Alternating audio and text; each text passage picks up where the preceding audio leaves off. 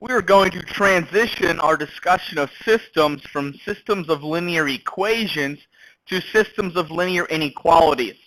So all a system of linear inequalities is the same as a system of equations, except we're going to use inequalities in place of equations.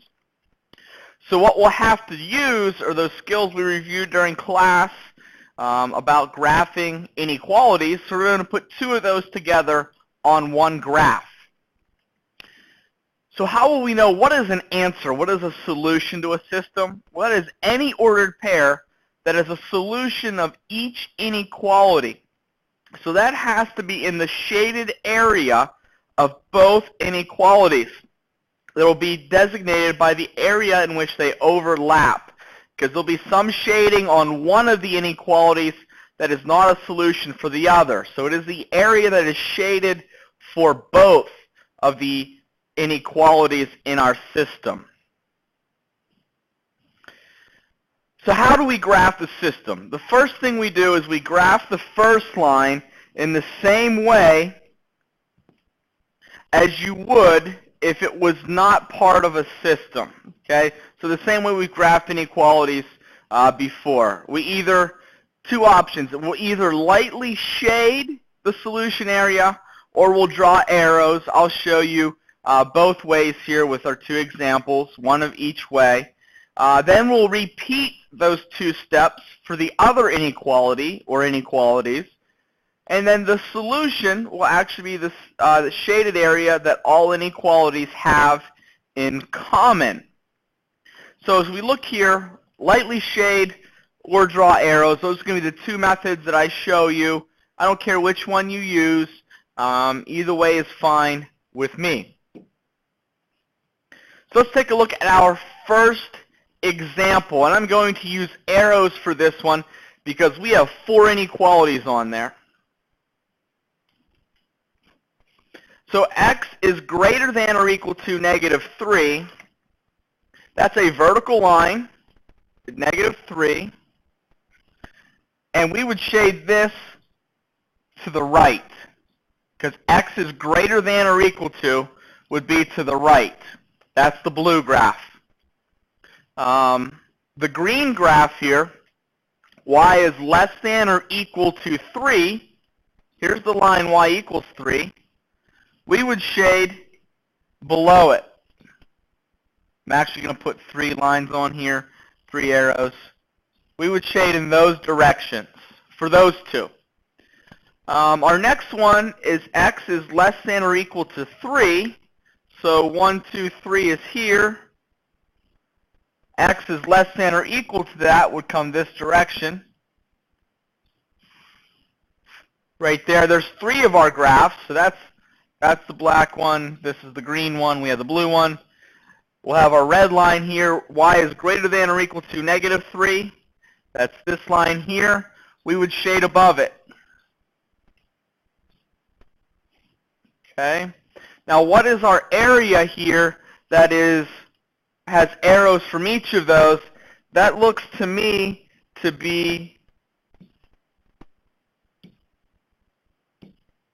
this area right in here. This is our shaded area now that all of them have in common.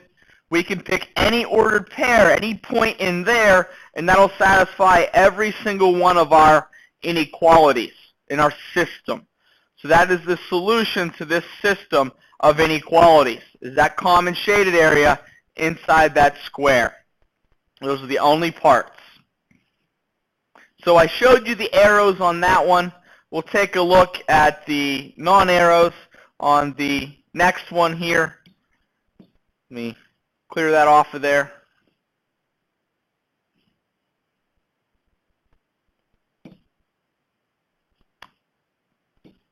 And our next set of systems here.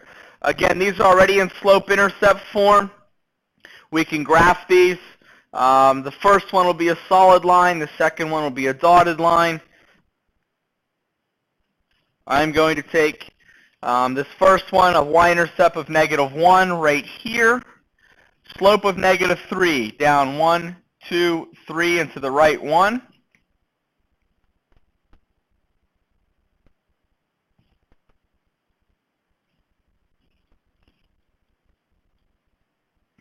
And again, this one is a solid line. Looks like that. Y is greater than or equal to. I'm going to lightly shade. So I'm going to use this highlighter tool that I have. I'm going to lightly shade it in yellow. Greater than or equal to would be above. So it would be this direction.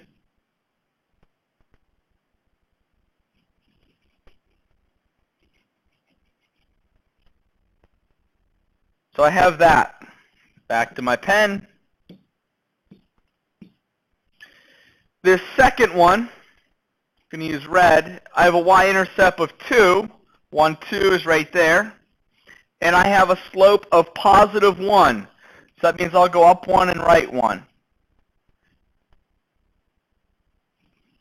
This is a dotted line. I almost started a solid line there, but it is dotted. It looks like that. Okay. Now I'm going to shade this again lightly. I'm going to try this orange here. And y is less than, I would shade below. So that's going to be down this direction. Like this. Now the solution area is the area where they are both shaded. I'm going to do this in green right now. So our solution area will be in the green right here.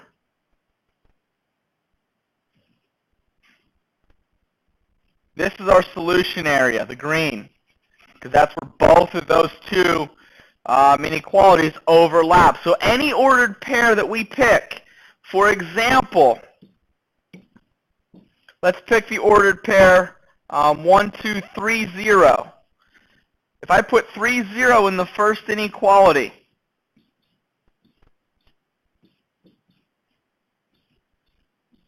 negative 3 times 3 is negative 9, minus 1.